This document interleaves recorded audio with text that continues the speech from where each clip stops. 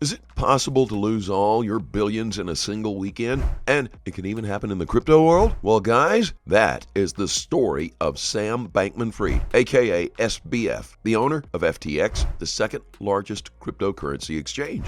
You might have heard a lot about this company and its impact on the crypto world, but I'm sure you really don't know how deep this goes. This was by all means not a simple bankruptcy case, and it might very well go down in history as the worst day in crypto. But before we get down to that, let's roll that intro. As always, welcome to Moneyside, your favorite crypto channel. If you're new here, hit that subscribe button and turn on notifications so you get updates when we drop new videos. Don't forget to smash that like button, and you can always leave a comment or a question in the section below. Well, Sam wasn't just your average billionaire. He had dinner with Sia, met with Steph Curry, and big names such as BlackRock invested in his business. But the most interesting thing about this company is that it was ran by a bunch of crypto kids romantically involved who lived in mansions in the Bahamas. The fall of this crypto company led to the crash of the crypto world and millions of people being unable to withdraw their savings. Undoubtedly, this story is a bit strange, but it has real ties to American politicians and the war in Ukraine. Sam is, in fact, at the center of this entire story. You see, Sam was born back in 1992 in California to a politically connected family. His mom is actually a lawyer and also the co-founder of several Democratic Foundation organizations. His dad was a law professor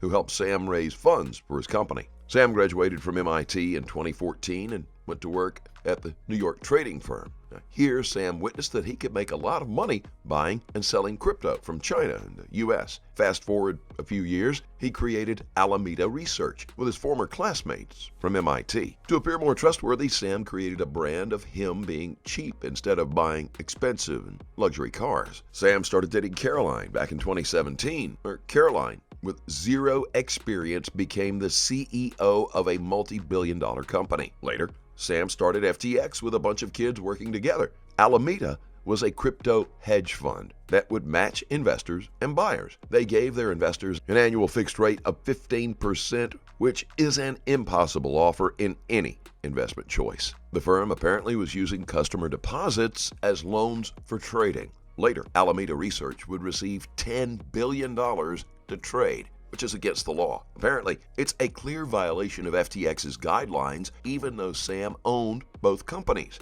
Unfortunately, what Caroline said in an interview got everyone worried about how they were running their platform. For some reason, Sam managed to raise $2 billion in investments from companies such as BlackRock. Most of the employees said that the company is full of nepotism. Other employees said that Sam was taking a lot of risks because everyone trusted him. In the middle of all this, Sam invested in political parties in the U.S., which made most people believe that Sam was buying political influence. The unfortunate part is that nobody said anything about it or paid any attention to it. As Sam's empire grew, the CEO of Binance was watching closely, and a single tweet from Changpeng Zhao changed everything for FTX. Anyway, we'll get to that in a few. In 2022, Sam became the man of the hour. As interest rates went high, everyone leaned toward Sam for bailout plans, and everyone thought as Alameda is the best place to invest, which unfortunately wasn't all true. What Sam and his team didn't disclose to the world is that they were making huge losses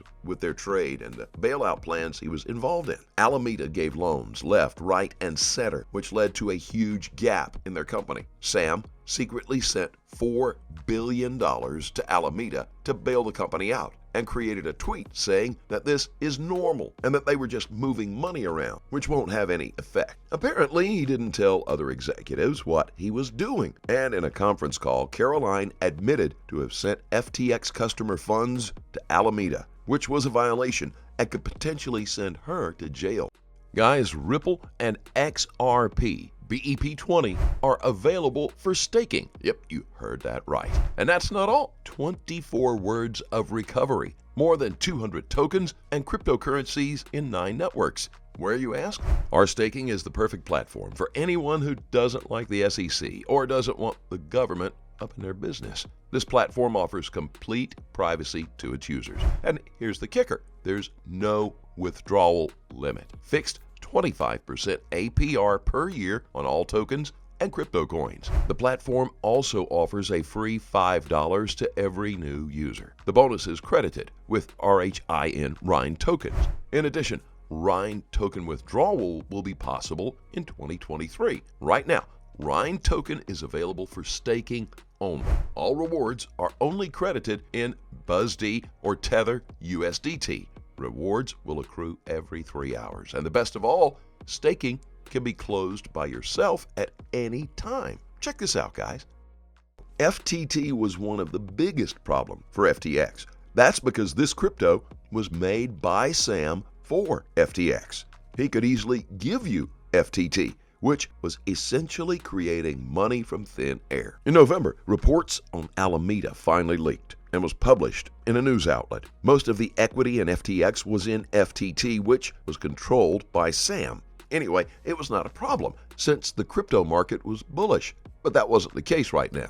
CZ decided to step in. He bought 20% of the exchange back in the beginning, which was later bought back by Sam through FTT tokens. Meanwhile, CZ was bitter because Sam was lobbying for a licensing system for the exchange that would lead to huge losses for all the other exchanges except FTX. Interestingly, Caroline's dad and Gary Gensler both worked together, and Caroline's dad was the boss of Gary. And if this war is true, it would mean there was genuine corruption in the U.S. government. And CZ decided to bring down the company by a simple tweet. CZ tweeted that he would dump the $2 billion worth of FTT, all of them as one. With that simple tweet, many users rushed to withdraw $6 billion within 72 hours. Sam said he was confident about their company, and he continued to encourage his customers. FTX really didn't have any funds to pay out all the withdrawals, and its FTT token went down 80%. Now FTX